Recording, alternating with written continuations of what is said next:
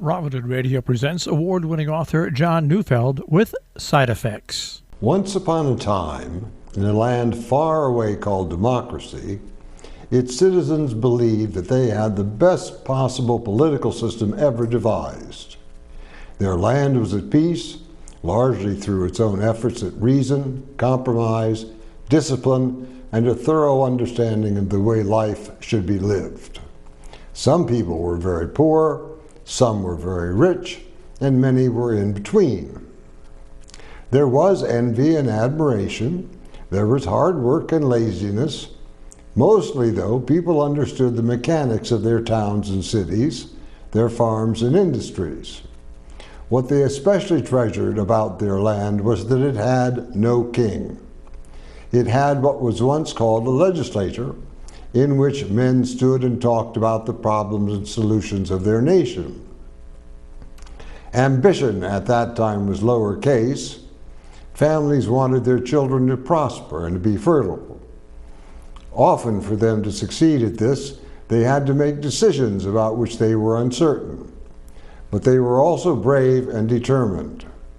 If sacrifices had to be made for the benefit of not just their own families, but others too, they made them. Over time, the renown of democracy spread throughout the globe. It came to be seen as the best possible shelter, one to be emulated, and in which many millions believed. People from other lands and other systems made every effort to travel to democracy and to live by its rules. The legislators, whose members had been elected from the greater populace, millions of citizens used to and conversant with the land's goals, habits, dreams, and desires, followed a guideline called a constitution. The legislators themselves followed their own rules. Much of this seemed too good to be true. Eventually, it was. Other far-flung nations fought among themselves for a combination of sand and rock. With their new captives and workers, these ambitious states expanded and grew. Democracy began to think that it was being overtaken, that its place among the League of Nations was being diminished. Although often it did not understand the combativeness of others, it certainly did not want to seem less than it knew it was. One way of elevating itself was to make its blessings less available to people from other lands. So, rather than extending its protections, friendships, and services to its clients and neighbors, it cut them off. Rather than maintaining its esteemed position in the board game of life, it began copying the goals and methods of people it might not have admired, but who were definitely growing stronger and more influential.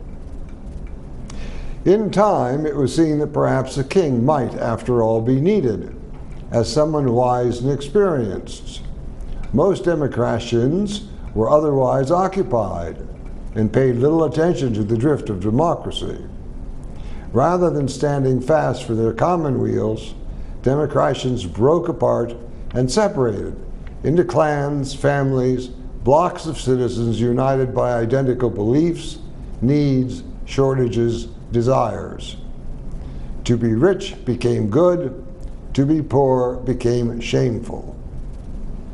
To be informed, to lead one's life according to natural laws, facts, seemed a futile effort when facts could be harvested from one's imagination. To many, a king seemed obsolete, old-fashioned, and certainly not democratic. Yet many continued to dream, to read fairy tales, and in strange ways to believe in them. Most democratians, however, understood the heavy weight a king must carry. History had instructed them.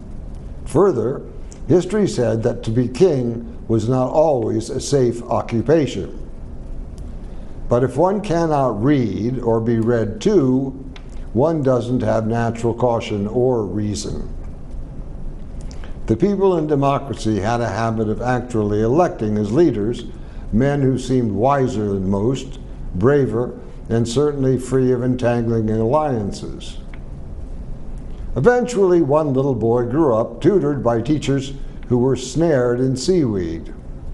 These fronds wrapped themselves around every obstacle most plants knew to shun, preferring sunlight rather than murky depths. The most reasonable Democritians were willing to harvest, dry, and even at least take a bit of sea trash as a taste, although they were certain it was not an item for their daily diet.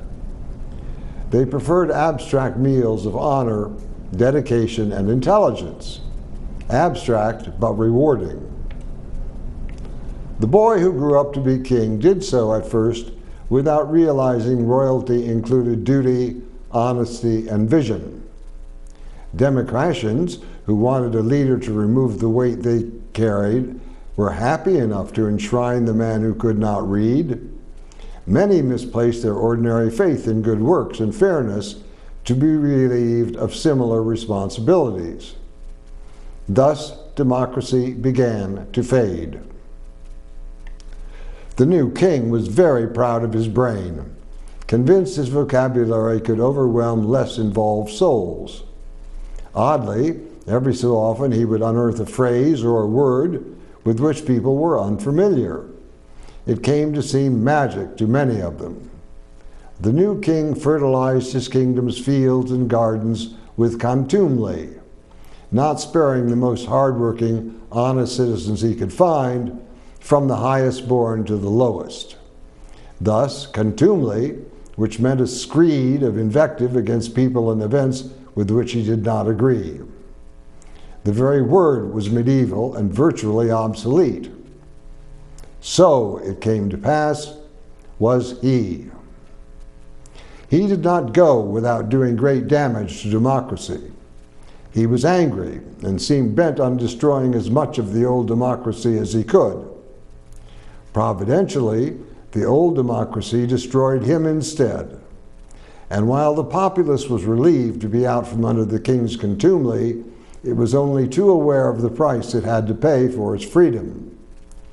It knew that years would be required to reestablish the harmony of their nation. It knew that vast sums of money would have to be printed and distributed to begin to rebuild its institutions, its infrastructure, its alliances. So it printed and borrowed, printed and borrowed, printed and borrowed. Alas, its currency came to be devalued. A process known as inflation took hold of the nation, and people had to pay thousands for an apple. But remembering and then reusing systems of trade and cooperation, in time, everyday prices began to return to their pre-king levels. This process took many years and made many people unhappy. Miraculously, as democracy remembered itself and did its best to obliterate the memory of its late king, other distant nations tried to assist in its recovery.